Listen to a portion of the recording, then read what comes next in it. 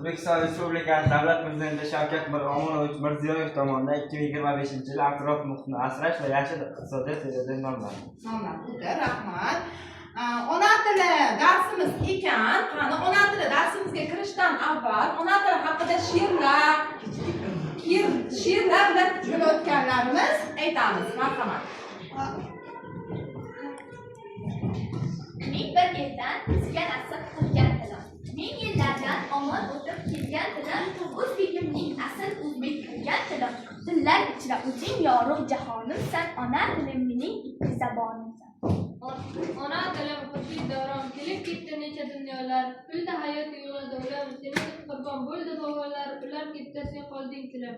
Barcha zulm qilganlarni yoqtirmadim, she'rozmu bo'lak ishni qo'tarmadim, tilim turib o'z tilimni gapirmadim. Bir eslasam esladi bog'da tilim, ona tilim kechir meni ona tilim. Onam erkamda quchganda tunlar yaram, erkam yo'qda zirqirardi bir joylarim, parovozdan hamsiratgan bug'doylarim, oltinlarim, madonlarim, ifaklarim. Ona tilim kechir meni ona tilim. Ona tilim iroda umarva, ona tilim yurak qattiqdir. Mehr bo'lib sochilgan chiroy, qulog'imga kirdik beytimdan, alla bo'lib sevgan ohang. Ona tilim necha asrlar kurashida yengan parvonim, necha ajdod necha nasllar suyib o'tgan tilim javonim. Ona tilim Rasul Hamza, ona tilim sen borsan shaksiz bulbul kuyga solaman, sen yo'qolgan kuning shubhasiz men ham kuyda bo'lib qolaman. Rahmat. Xushnudbekni o'z ijodidan. Ona tilim, onamday munis tilim, beg'uborim sen qanday aziz tilim, sen bilan men tanidimki bu dunyoni, tillarimni sayratgansen aziz tilim. Rahmat.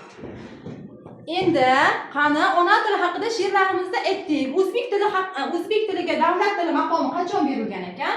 1989-yilning 21-oktyabrida davlat tiliga o'zbek tiliga davlat tili maqomi berilgan. Shu kundan boshlab davlat hujjatlari o'zbek tiliga yuritiladigan bo'ldi. To'g'ri.